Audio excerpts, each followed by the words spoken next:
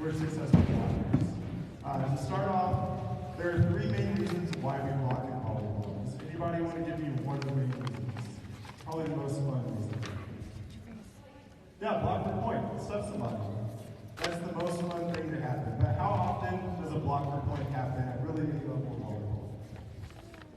Very rarely. It's one of the hardest skills and least rewarding skills. But our block matters on every single play. We block to slow down an attacker. An opponent might have a stud attacker on the other side of the net, and they might be going high over top of our block the entire match, but getting one solid block touch and slow them down and turn us into a transition. That can be a super big opportunity for us to score. The third reason is to channel a ball for an attacker. We have Logan here. He's our first demo of the day. Everybody give Logan a round of applause. In our gym at Central Michigan, we have two different concepts of what we do for block lineups to help us channel the ball. We use a head-on-ball lineup and a hand-on-ball lineup. Logan, can I have you come here real quick? So in a head-on-ball lineup, what we're trying to do is take away the line from the attacker. When the attacker is attacking the ball, put your hands up for me, please. You can see that Logan's head is directly on this ball right here. And if I were to try to swing and turn this ball down the line, he'd stuff me or get a good block touch. Our second lineup that we use is a hand-on-ball lineup, meaning Logan's outside hand is going to be on this ball. Right here. And this means that he's taken away my ability to attack cross-court. Normally you'd have a middle blocker closing, which would help seal off that cross-court, and they won't be forcing you down the line. You might be playing against an attacker that is really, really good at attacking the ball down the line, which is why we want to have a ball lineup. You might play against an attacker that's really uncomfortable going down the line, but can hammer a ball across court 4-4, and we want to protect our cross court. So that's two of our block lineups that we use at Central Michigan. We communicate those throughout a match, throughout a point. Even in practice, we have our athletes deciding in 6-on-6, what lineup are we going to do? Most of the time, we're in a head-on-ball lineup because that dictates our defense around us, and so they choose to practice that most of the time. So those are our two lineups, and three reasons why we focus on our blocking. We'll go break down the mechanics a little bit more, so I'm going to have Logan come out here at the net. Feel free throughout the session to move around the court. If we want to record anything, be more comfortable, see footwork as we break things down a little bit more, but we're going to talk about our starting position as blockers that we like to have at Central Michigan University. And Logan must have read my paper because he's exactly right. We start with our hands at our chest with the knees a slight little bend. How often do we see blockers standing tall with their hands at the net? We see that a lot. Do we think that's the most efficient movement? No. Try to make a block move, go straight up and down with your hands up there. It's very hard for you to have your max out. If he really wanted to get up there, he'd have to bring his arms all the way down and then try to jump, which is incredibly inefficient, and by the time he takes off, the attacker's probably past him, and they're cheering for the point on the other side of the net. So we focus big on having our hands at the net, and other cues we use as blockers are having soft eyes. Oftentimes we see blockers or young players focus on small details throughout the court, and that limits their ability to see the whole game going on. So when we talk about soft eyes, that means we can see throughout the peripheral visions of our eyes what's happening in the match. Logan's in a starting block position up at the net. Logan, if you have soft eyes, can you see me over here? If you're looking straight ahead, can you see me? If I'm over here, can you see me? Yeah, so soft eyes gives him vision of the entire court. As we get into seeing the ball live and move throughout the play, it's really important that we know where that ball's at all the time, because a big cue for us in our gym is blocking the ball, in addition to our lineups. We'll break it into our two different types of blocking that we can talk about today. And first, we call it static or slant blocking. And when we're at the net as blockers, we are ready to block. Static blocking is just a shuffle, slant with the feet, and we're driving off of our feet back up to the net. Go ahead and give me a static block move, shuffle, slant, straight up, perfect. Can you go to again, we're going to shuffle, shuffle. Perfect, yeah. Give Logan a round of applause for that block, too. That's a lot of point right there. Static blocking is really good for younger levels of play. It's less dynamic, it's a lot more organized. And there's no wrong reason as to why someone should static block. Just this past week, Mike and I were driving back from the Detroit airport, and we were thinking, we might need to go static blocking with our pin blockers because they're so out of control. Static blocking helps us be a lot more organized as blockers out on the court. Our second most common type of block move that you'll see as higher levels of volleyball progress, or if you watch the college and a lot of the high school level, is a crossover move.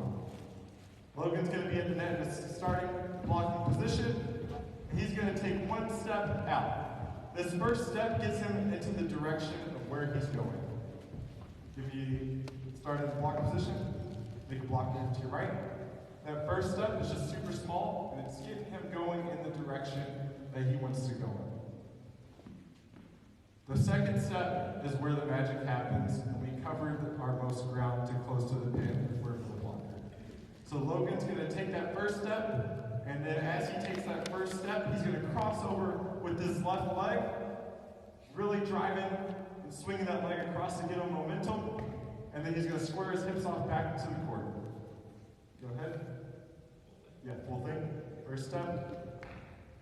See the distance that Logan just covered? Give Logan a round of applause.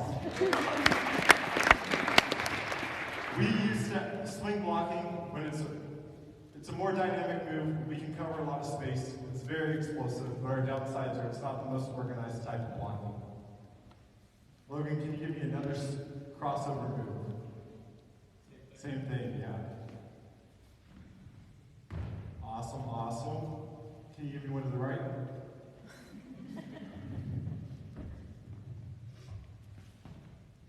Perfect. Everybody give Logan a round of applause. Getting our feet there is very important, but what's probably the most important thing about blocking in terms of when the ball finds us across the net? What has to be really good?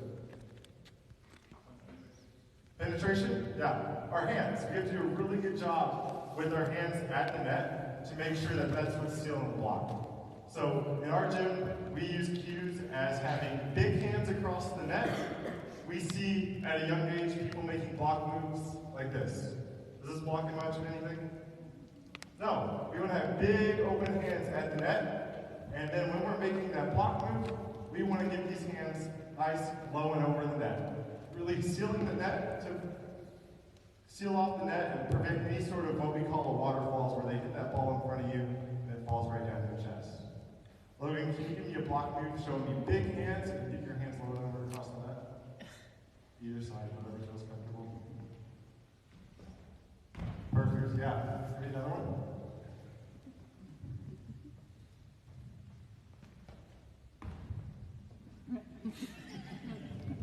Hey, that's okay. That's the downside of swing blocking right there. Okay, one other thing that we have to do and pay a lot of attention to when we're swing blocking is drifting. A big cue that we use in our gym is to jump when the attacker's jumping and jump straight up and down.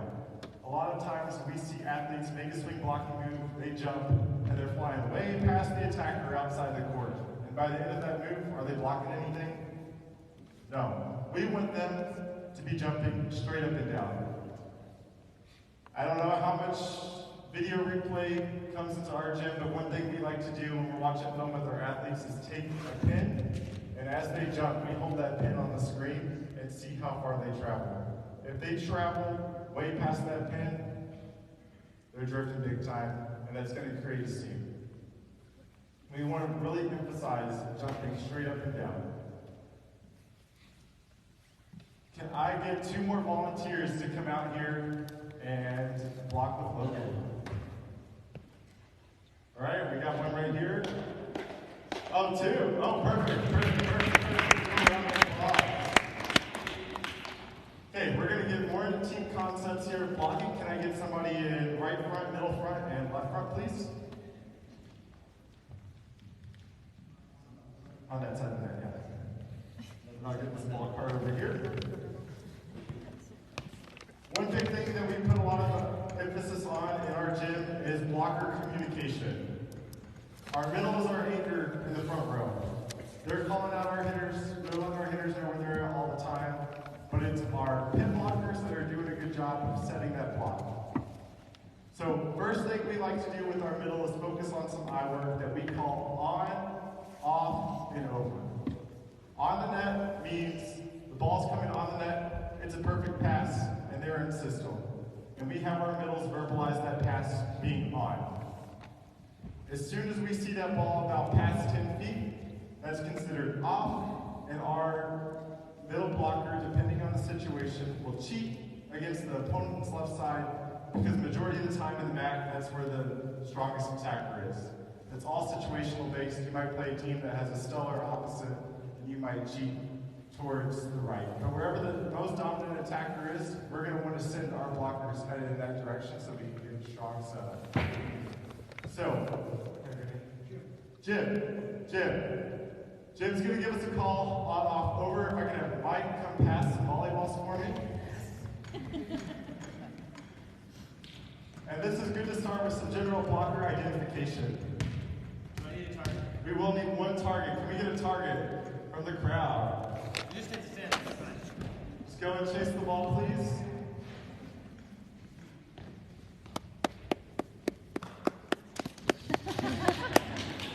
So this is a drill that we do in our gym just to start with the eye sequencing. So Mike's going to pass this ball, and he can pass this ball on the net for a perfect pass, off the net, or over the net, and you can hit the ball back in the sticks. But each situation, I want you to verbalize if that ball's on, off, or over, and if that ball is over, we're going to start cheating, or off the net, we're going to cheat to our left side. Ready? Oh, this is a good hump in left point. You should have been in our practice this morning. Cheat, cheat. Perfect.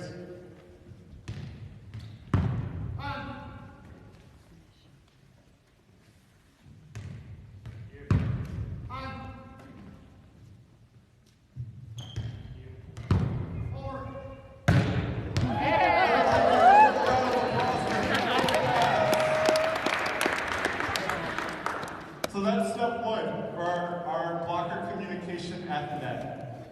It is now our pin blocker's responsibilities to communicate our block timing.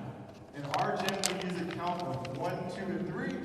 So as Jim would be closing over here to the right side, we'd be saying 1, 2, 3. And when I say 3, we jump up and press into the court. You're going to set a ball to either the left side or the right side. And then you're going to give me that same call. Sound good? Mike's ready to go.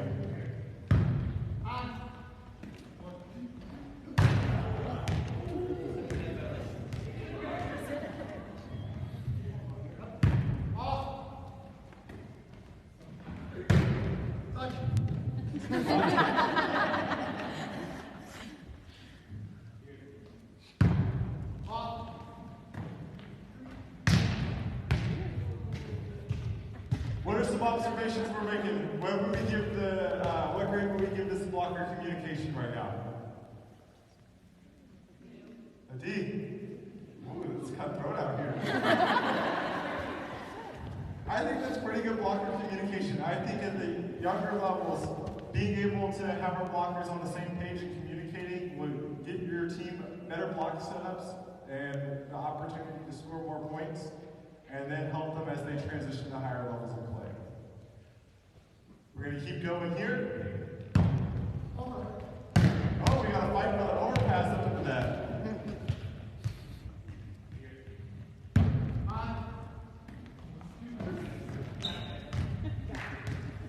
So Mike just told Logan out here on the blocking on the outside. What are some cues that we've learned throughout this blocking segment that can help us not get tooled?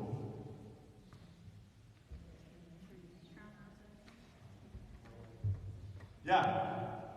Some things are we want to have a strong hands up in the net, being low and over, big hands.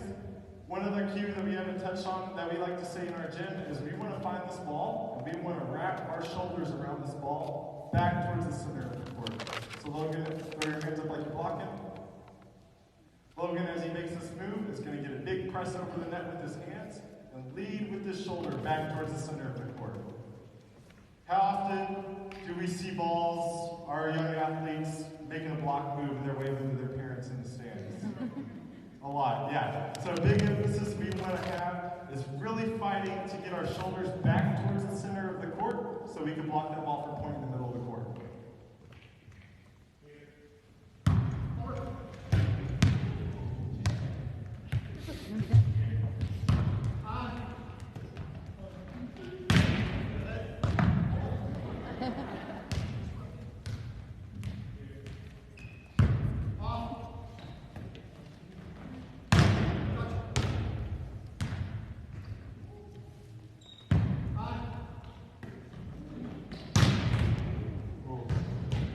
Good swing by Mike. Everybody give these guys a round of applause.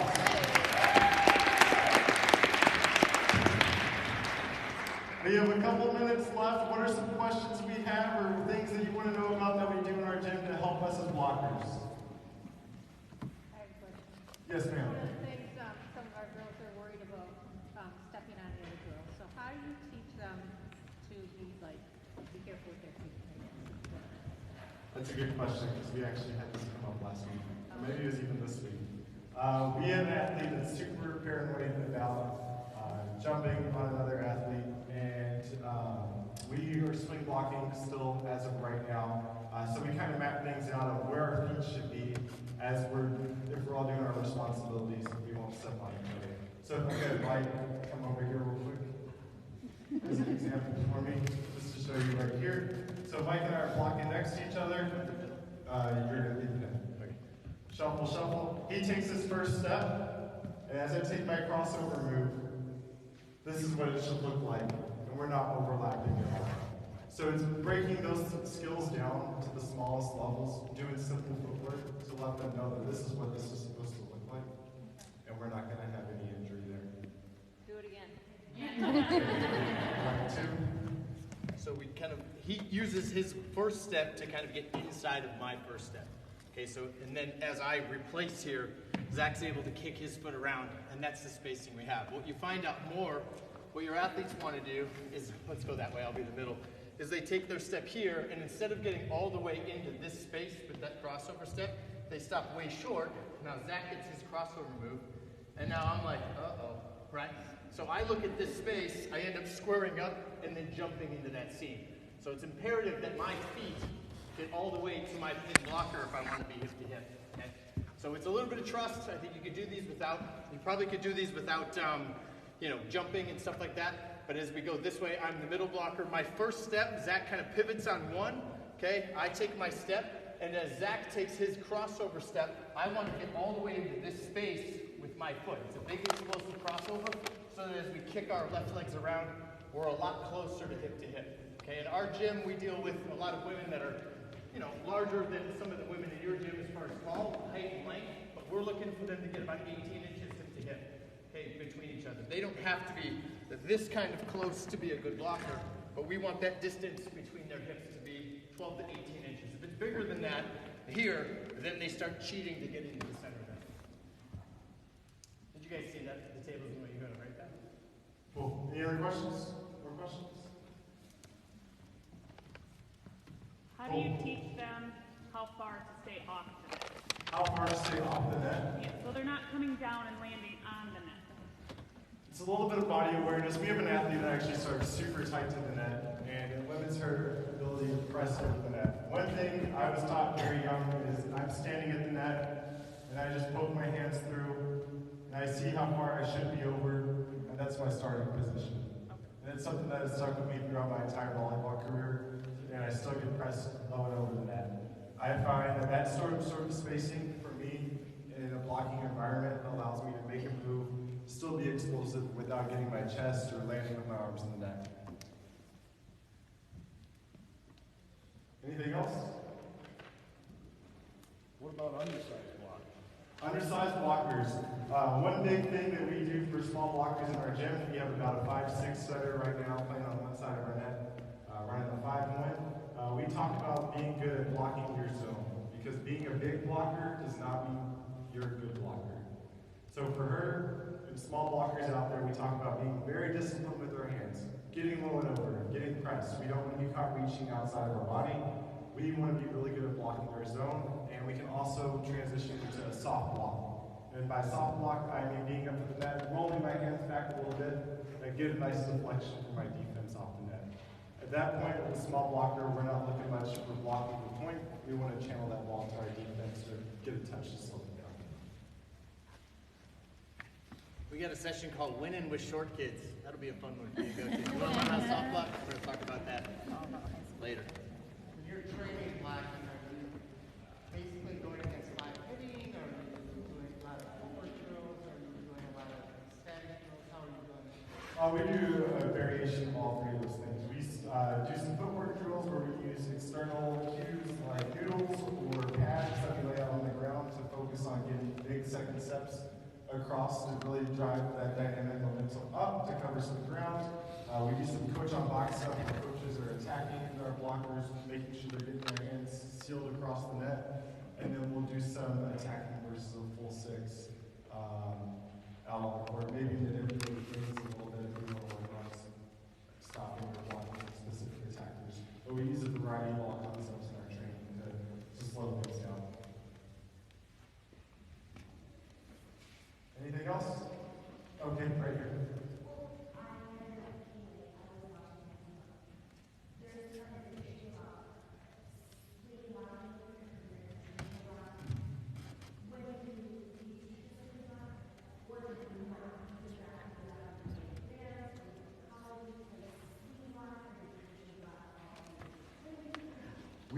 We swing block in our gym right now 99% of the time, but that's just our system. You, no matter what static or swing blocking, whatever's right for your system, you can do. There are college teams that static block, great club teams that static block. We just look at our athletes and see what we think works best for them, and we're considering transition back to the static block. Sound good? Thanks for coming. Fire out. Enjoy the